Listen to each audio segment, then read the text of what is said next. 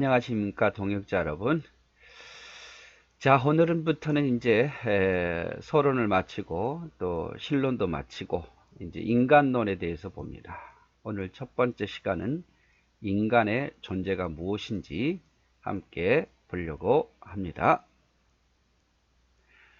여러분, 인간의 존재, 인간은 어떤 존재일까요? 지금까지 많은 사람들이 인간의 존재에 대해서 굉장하게 깊이 있게 연구를 했습니다. 인간이 어떠한 존재인가?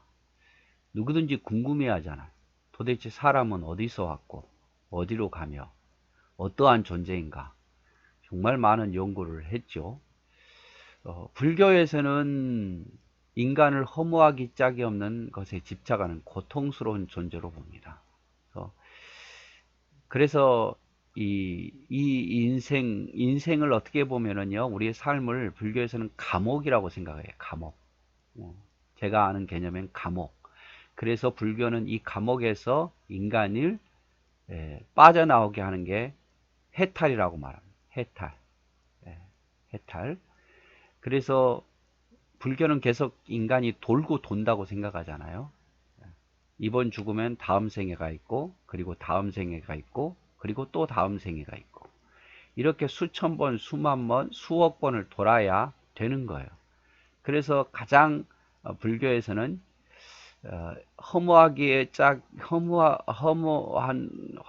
허무한 것에 집착하는 그런 고통스러운 존재로 보기 때문에 인간을 어떻게든지 그걸 해결을 해줘야 돼.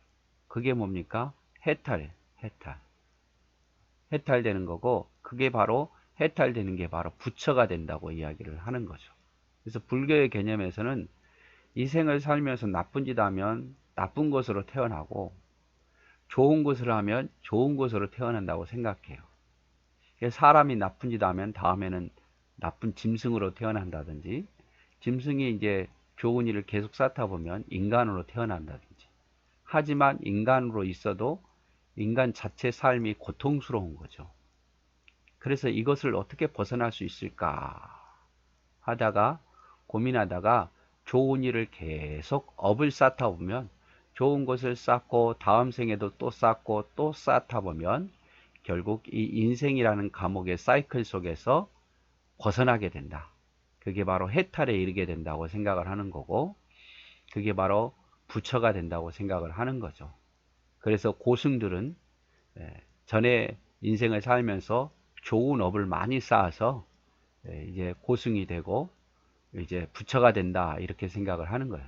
그래서 부처는 딱 하나의 존재가 아니에요. 해탈하는 존재를 바로 부처라고 이야기하는 거예요. 그래서 스님이 죽으면 사리가 몇 개 나왔느냐, 이게 다 어떤 고행의 과정이라고 생각하는 거죠. 좋은 일을, 모든 것을, 욕망을 참고 이겨내서 이게 사리가 많이 나온다. 그래서 불교에서 인간의 존재는 끊임없이 어떠한 허무한 것들을 쫓아가는 그런 모습을 인간이라고 말하고, 그것에서 벗어나는 것이 바로 해탈이요 부처가 된다고 이야기를 하는 거죠. 유교에서는 또 어떻게 보느냐? 유교에서는 군자가 되기 위한 존재라고 봐요. 그래서 인간은 이렇게 결국 성인 도덕 군자가 되는 거죠. 점점 책을 읽고 또 명상하고, 그래서 유교에서는 어떤 완전한 군자, 성인 군자가 되어가기 위한 존재를 인간이라고 보고 있고, 도교에서는 또 어떻게 보느냐? 도교에서는 자연에 순응하는 존재, 자연에. 그래서 결국 깨달은다는 게 뭐냐? 흘러가는 대로 사는 거죠. 흘러가는 대로. 인간이 막 이 세상을 뭐 억지로 뭔가 해보려고 해도 되지 않을 거고, 자연에 잘 순응하고 사는 존재. 그래서 물이 흐를 때에 물이 흐름에 따라 살아가는 것이 순리지, 물을 거슬려서 사는 것은 순리가 아니다고 보는 거죠. 그래서 인간은 이 자연에 순응하면서 살아야 행복이 있다고 생각하는 것이 도교의 원리입니다. 그래서 모든 거의 정의는 하나같이 인간 자신에게 내리는 정의일 뿐이에요. 사람이 사람을 연구해서 그냥 정의를 내린 거예요. 그런데 인간이 어떠한 존재인가를 알려면 중요한 게 있어요. 사람이 어떠한 존재인가를 알려면 인간이 어디서 와서 어디로 가는지, 그리고 어떻게 살아야 하는지를 알아야 돼요. 자, 사람이 어디서 왔습니까? 어디로 가야 됩니까? 그리고 어떻게 살아야 됩니까? 이런 것을 알아야 인간이 무엇인지 알 수 있지 않겠어요? 사람이 어디서부터 왔는지를 모른다면, 그리고 끝내는 어디로 가는지를 모른다면, 그리고 사람이 어떻게 살아야 하는 것이 바르게 산다는 것을 모른다면 인간을 이해할 수가 없는 거죠. 근데 이러한 인간의 기원, 인간이 어디서부터 왔는가라는 기원을 설명해 준 딱 학문 하나가 있는데 바로 이것이 다윈의 진화론이에요. 근데 이 다윈의 진화론도 인간이 어디로 가는지는 몰라요. 그리고 인간이 어떻게 살아야 하는 존재인지도 잘 몰라요. 그냥 이 진화론은 인간이 어디서 왔는가를 학문으로 연구한 건데 그냥 이것도 그냥 추측일 뿐이에요. 진화론이라는 것은 그냥 이론일 뿐입니다. 어떤 가설을 세워놓고 그럴 것이다 라는 이론이에요. 진리가 되려면요, 법칙이 돼야 됩니다. 법칙. 여러분 과학을 배우셨죠? 법칙은 뭐가 있습니까? 만유인력의 법칙. 또 무슨 어떤 법칙들이 있잖아요. 네, 그것만 100번 하면 100번 되어지는 것이 법칙이에요. 법칙. 법칙보다 조금 더 아래인 게 뭐냐? 이론이죠, 이론. 네, 상대성 이론이라 그래가지고 이거는 뭐냐면 한 10,000번 하면 한 번쯤 오류가 나는, 거의 99.9%는 맞는데 거의 가끔 한 번씩 오류가 나는, 그것을 바로 이론이라고 말해요. 법칙은 거의 100% 그대로 이루어지는데 이론은 조금 법칙보다는 아래예요. 그래서 가끔 오류가 나요. 그걸 이론이라고 말해요. 근데 그거보다 더 못한 것, 이걸 뭐라고 하냐면 설이라고 말하죠. 설.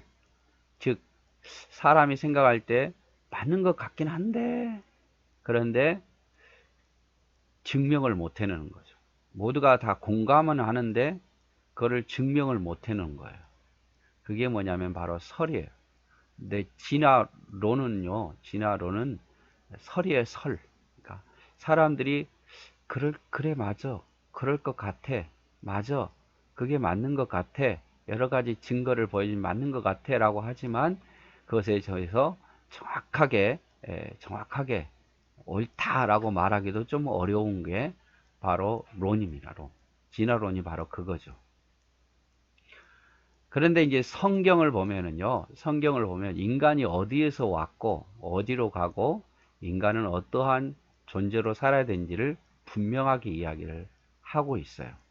우리가 그 성경 말씀을 안 믿어서 그렇지, 성경은요, 우리가 인간이 어디서 왔습니까? 하나님에게서 왔잖아요. 하나님이 인간을 창조했다고 말하지 않습니까? 그리고 흙으로 만드시고 생기를 불어넣으셨다. 인간뿐만 아니라 모든 존재를 하나님 만드셨다. 그래서 인간이 어디서 왔느냐? 하나님에게로부터 왔다. 그리고 인간이 어디로 갑니까? 하나님께로 가는 거예요. 마지막 흙으로 돌아가죠. 그래서 믿는 자는 하나님 품으로 안겨서 천국에 가는 것이고 믿지 않는 자는 지옥에 이르는 것이죠. 그래서 인간이 어디서 왔고 어디로 가는지 명확히 답을 해주는 게 성경밖에 없어요. 그리고 성경에는 또 인간이 어떠한 존재고 어떻게 살아야 되는지를 분명히 말해주고 있습니다. 그래서 인간을 알려면 성경에서 답을 얻어야 되죠. 성경에서. 그래서 우리는 성경에서 그 답을 얻으려고 하는 거예요. 인간의 존재. 불교에서는 허무하기 짝이 없는 것에 지쳐가는 고통스러운 존재로 보고 여기서 해방되려고 그런 거고, 유교는 군자가 되기 위한 존재, 도교는 자연에 순응하는 존재지만, 그래서 인간에 대해서 정확히 알려면 성경을 봐야 된다. 왜냐하면 성경은 인간이 어디서 왔고 어디로 가며 무엇을 해야 되는 존재인가를 분명히 말하고 있기 때문에, 그래서 우리가 인간론에서 제일 먼저 볼 것은 인간의 존재입니다. 인간의 존재. 그래서 성경을 통해서 그 인간이 어떠한 존재인지 한번 보자고요. 자, 첫 번째로 인간은요, 하나님의 영광을 위해서 살아야 되는 존재라고 말합니다. 성경에는 하나님의 영광. 그래서 우리 인간의 제일 된 목적이 뭔가? 인간의 제일 된 목적이 뭔가라고 물을 때에 하나님의 영광을 위해서 살아야 되는 존재, 하나님을 기쁘시게 하는 존재라고 이야기를 하고 있습니다. 그래서 우리 인간은요, 어떠한 존재인가? 하나님의 영광을 위해서 살아야 되는 존재다라고 말합니다. 하나님이 인간을 창조하신 목적은요, 당신의 영광을 위해서입니다. 그래서 하나님은요, 인간을 만드시고 인간에게 뭐라고 말했냐면 자연 만물을 다스리라고 말했어요. 성경에 보면 자연 만물을 다스리라, 정복하고 다스리라, 그걸 원하셨어요. 그래서 아담이요, 모든 동식물들의 이름을 다 지어줬잖아요. 얼마나 똑똑했으면, 우리 같으면 한 10개 지어주고 나면 100개 지어주고 나면 헷갈릴 건데, 이 이름이 있던가 없던가 헷갈릴 건데, 그 많은 모든 종류의 식물과 동물들과 새들과 또 물고기들의 이름을 다 지어줬단 말이에요. 그만큼 똑똑한 거예요. 근데 하나님은 인간을 창조하시면서 그것을 정복하고 잘 관리하기를 원하셨어요.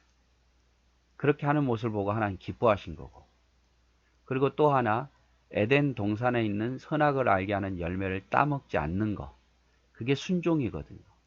적어도 하나님은 딱 제재사항 하나만 말씀하셨어요. 에덴 동산에 있는, 중앙에 있는 선악을 알게 하는 열매를 따먹지 말라. 그걸 안 따먹는 게 뭡니까? 그게 순종이에요.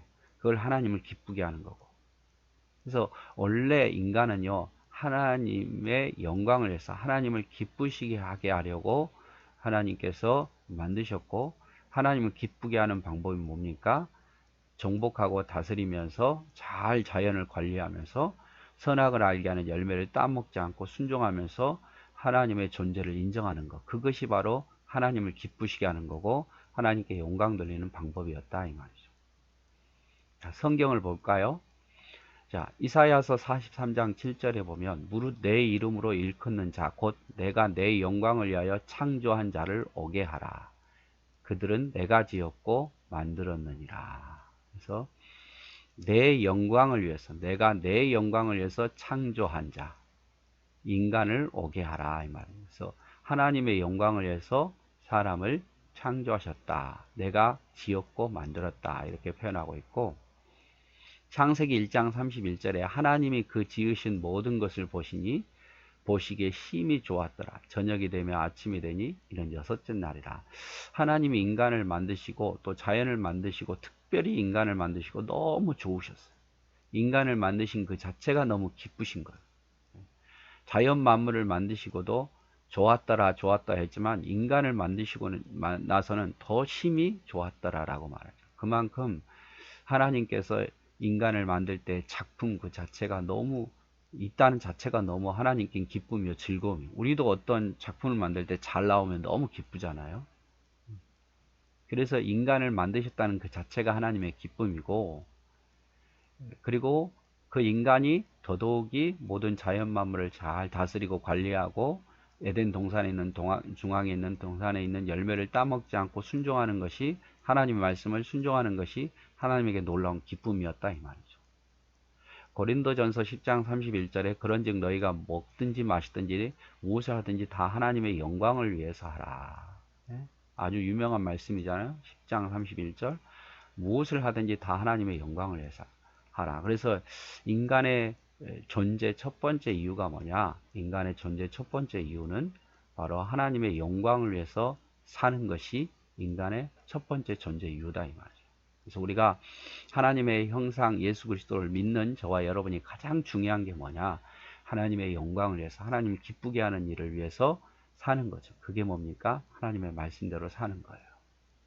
그래서 인간의 존재 첫 번째 이유, 그것은 성경에서 찾을 수 있고 바로 하나님의 영광을 위해 사는 것이 저와 여러분이 해야 할 일이다 라고 말씀을 드렸습니다. 네, 수고하셨습니다.